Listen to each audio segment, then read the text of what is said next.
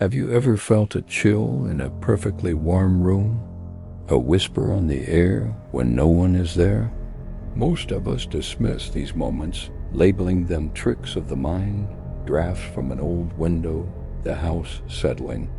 We rationalize because the alternative is too terrifying to consider. But what if the whisper isn't the wind?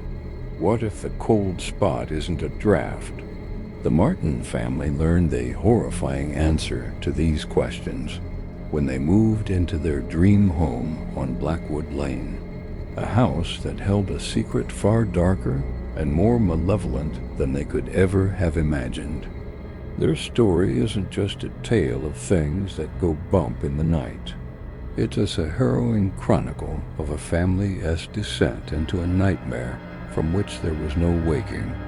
The house itself was a picture of American charm, a two-story colonial with a sprawling lawn and a welcoming front porch.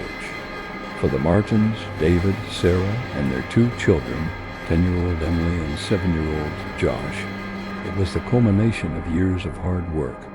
They saw a future filled with backyard barbecues and holiday gatherings. But the house had other plans. The first signs were subtle, almost laughably cliché.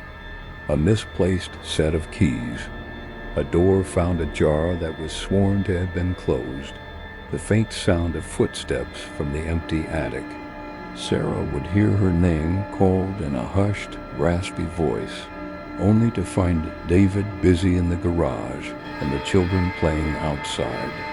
Josh began talking to an imaginary friend he called Mr. Fingers, a man who lived in the walls and had long, spindly hands. At first, they dismissed it as childhood fantasy, but Josh's descriptions grew more disturbing. Mr. Fingers didn't like it when the lights were on. Mr. Fingers wanted them to be quiet. Very, very quiet. The activity soon escalated from unsettling to overtly hostile.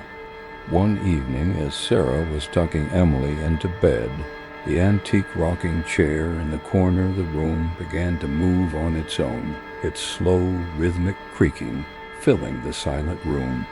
Emily screamed, pointing a trembling finger. The chair rocked faster, more violently, as if an invisible, enraged child were throwing a tantrum. It only stopped when David burst into the room, the sudden intrusion seeming to break the spell. That same week, David was in the basement, trying to fix a leaky pipe, when the heavy wooden door slammed shut, plunging him into absolute darkness. The lock clicked, and a low, guttural growl echoed from the far corner of the damp, stone-walled room. He hammered on the door, shouting for Sarah, his heart pounding against his ribs. The growl intensified, turning into a series of menacing snarls that sounded like they were circling him in the pitch black. Just as panic began to consume him, the lock clicked open, and the door swung inward. Sarah stood there, her face pale with confusion. She hadn't heard a thing. The true nature of their tormentor revealed itself one blood-curdling night. The family was jolted awake by a symphony of chaos. Every cabinet and drawer in the kitchen was thrown open, their contents spilling onto the floor. In the living room, family photos were torn from the walls, their frames shattered, the glass littering the hardwood like jagged ice. But the most terrifying discovery was in the hallway. Scrawled across the pristine white wall in a thick crimson substance that smelled coppery and foul was a single chilling word: get.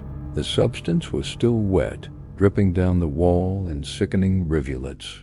As David touched it, his fingers coming away stained with sticky, dark red, he knew with sickening certainty that this was not paint.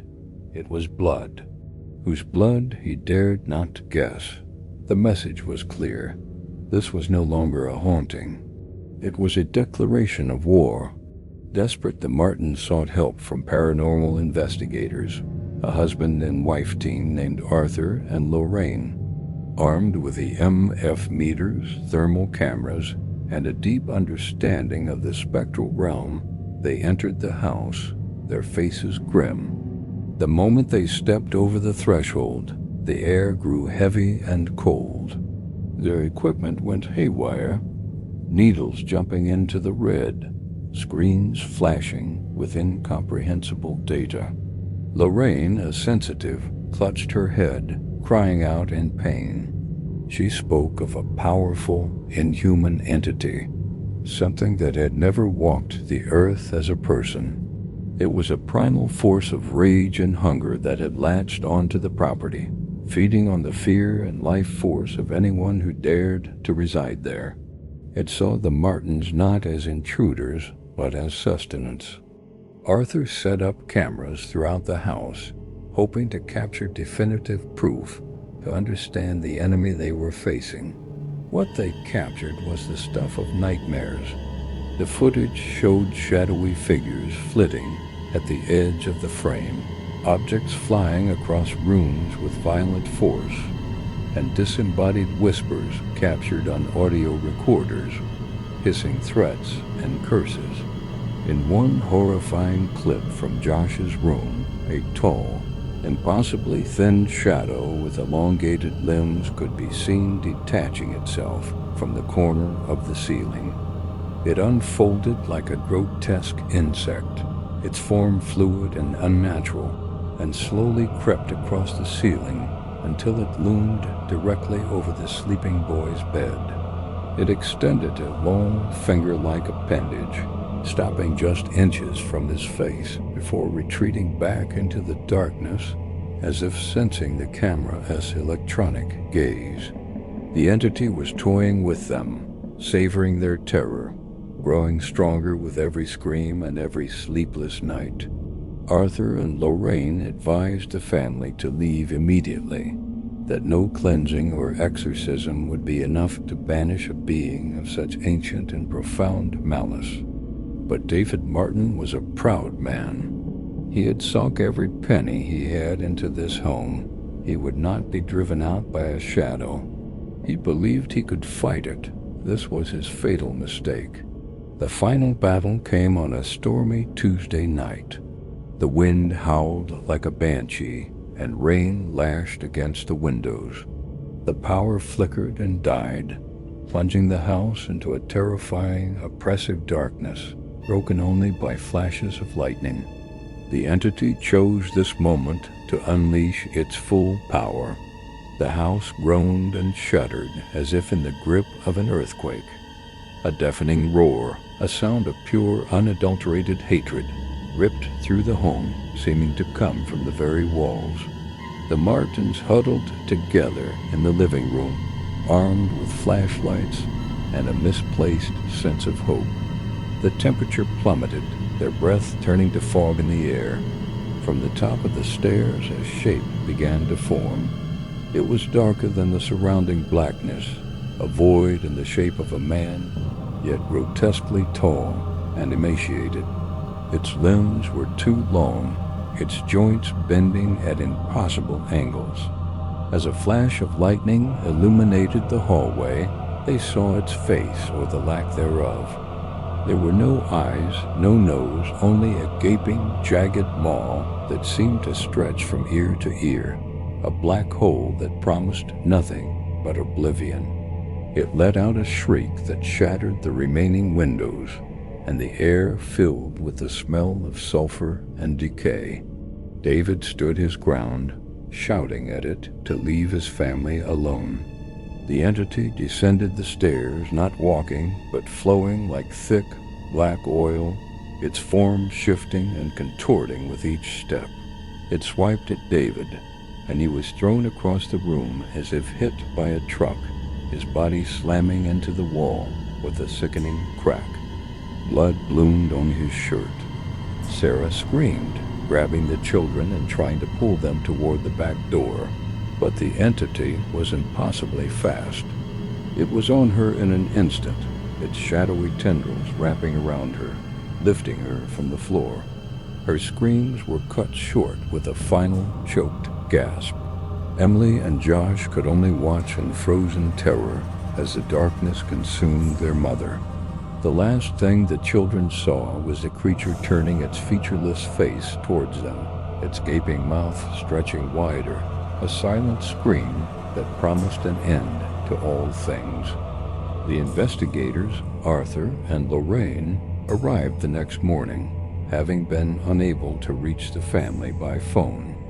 They found the front door hanging open, swinging gently in the morning breeze. The inside of the house was a scene of utter devastation, a whirlwind of shattered furniture and broken lives. Blood stained the walls and floors, great violent splashes of it painting a gruesome tableau. Of the Martin family there was no sign. They were simply gone. The police conducted a massive search, but no bodies were ever found.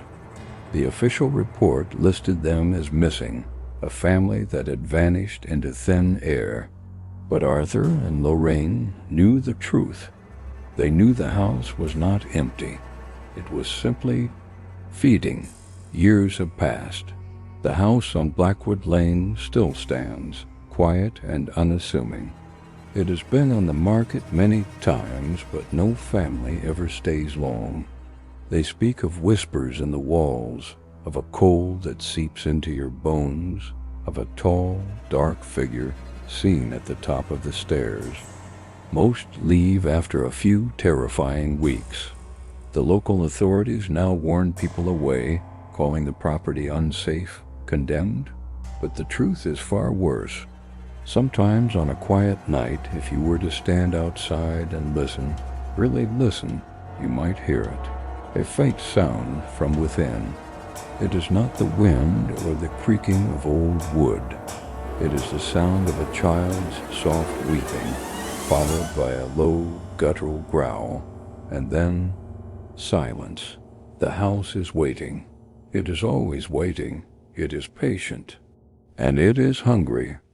The question is not if another family will make the same mistake as the Martins. The only question is when.